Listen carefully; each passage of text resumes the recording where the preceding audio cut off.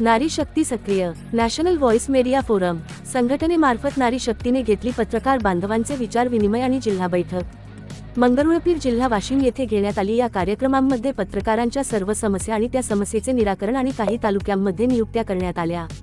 हा कार्यक्रम खूप चांगल्या तऱ्हेने पार पडला। कार्यक्रमाचे अध्यक्षपद इरफान भाई यांनी भूषविले, तर प्रमुख पाहुणे म्हणून नॅशनल व्हॉइस मीडिया फोरमचे बुलढाणा जिल्हा सचिव रामेश्वर खरात आणि मेकर तालुक्यातील नॅशनल व्हॉइस मीडिया फोरमचे मेकर तालुका अध्यक्ष प्रल्हाद खोडके हे होते।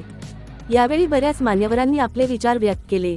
या मंचावर बोलत असताना गौरव कुमार इंगळे असे म्हणाले की पत्रकारांनी जर पत्रकारिता व्यवस्थित केली तर तो पत्रकार निर्भीडपणे पत्रकारिता करू शकतो, पण काही पत्रकार गरिबांना आपला माईक बूम लावून त्यांच्याकडूनच पैसा वसूल करत आहेत, त्यामुळे आपली प्रतिमा समाजामध्ये मलिन होत आहे। म्हणून पत्रकारांचे महत्त्व हे खूप समाजामध्ये हलके होत आहे, असे त्यांनी विचार मांडले। या कार्यक्रमामध्ये सर्व पत्रकारांनी आपापले विचार मांडून एकमेकांना सहकार्य करून पुढे जायचे आणि सर्वांनी सोबत राहून अन्यायाशी लढा द्यायचा, असे ठामपणे मत मांडले। कार्यक्रमाचे आयोजन नॅशनल मीडिया फोरम राज्य संघटक मोहोड मॅडम आणि नॅशनल व्हॉइस मीडिया फोरमच्या जिल्हाध्यक्ष मनाली मॅडम यांनी केले।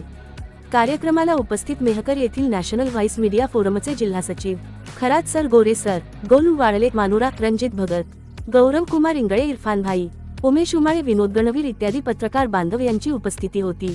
कार्यक्रमाचे संचालन मोहड मॅडम यांनी केले, तर आभार प्रदर्शन विनोद गणवीर यांनी केले। हा कार्यक्रम पत्रकारांवर होणाऱ्या अन्याय अत्याचाराविषयी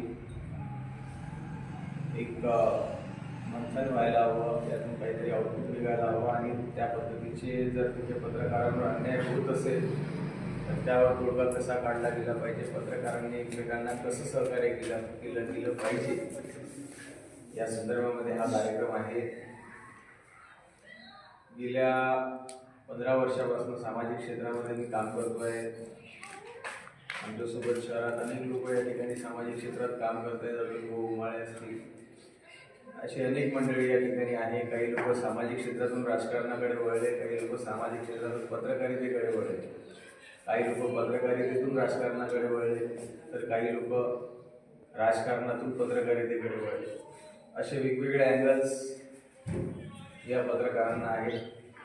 त्यामुळे एक व्यक्ती जर एखाद्या कार्यालयात जाऊन पत्रकार म्हणून प्रेझेंट होत असेल, त्याच्या मागे नेमकं कुठला अँगल आहे याच्यावरही विचार करणं आवश्यक आहे। पत्रकारितेचं जे व्यावसायीकरण झालेलं आहे ही खऱ्या अर्थानं एक त्या क्षेत्रात त्या पेपरसाठी किंवा त्या पर्टिक्युलर प्लॅटफॉर्मसाठी त्याचं अस्तित्व टिकून ठेवण्यासाठी खऱ्या अर्थानं त्याची अस्तित्वाची लढाई आहे। परंतु हे व्यावसायीकरण होत असताना पत्रकारांचं जे व्यावसायीकरण झालेलं आहे त्या व्यावसायीकरणाबद्दल मला कुठंतरी दुःख वाटते। एखाद्या विषयाला हाताळत असताना एखाद्या पत्रकाराने तो विषय जर उचलला। आपण पाहताय IT7 न्यूज, आवाज नव्या युगाची।